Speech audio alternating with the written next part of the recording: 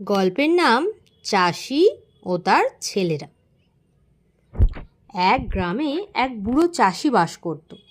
তার 4 ছেলে ছিল। এই 4 ছেলের মধ্যে কোনো সদ্ভাব ছিল না। প্রায়ই তারা ঝগড়া করত, কখনো আবার মারামারিও করত। এই নিয়ে বুড়ো বাবার মনে খুবই অশান্তি ছিল।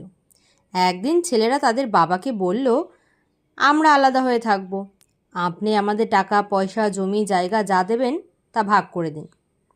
চাষি ছেলেদের একসঙ্গে এক সংসারে থাকার জন্য অনেক বোঝালেন, বিভিন্ন উপদেশ দিলেন, কিন্তু কিছুতেই কিছু কাজ হলো না।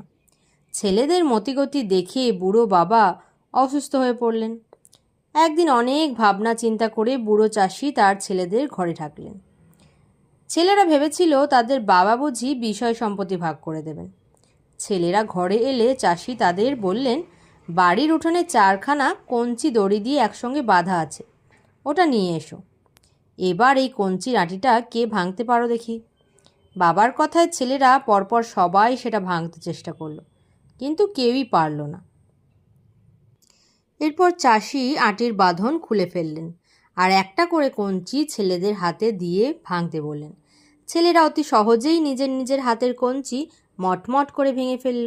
তখন চাষি তার ছেলেদের উদ্দেশ্য করে বললেন, যতদিন তোমরা একসঙ্গে মিলেমিশে থাকবে কোনো শত্রু তোমাদের ক্ষতি করতে পারবে না। আর যদি নিজেরা ঝগড়াঝাটি করে আলাদা আলাদা থাকো, তাহলে শত্রুপক্ষ সহজেই তোমাদের ক্ষতি করবে। এই গল্প থেকে আমরা কি শিখতে পেলাম? একতাই বল।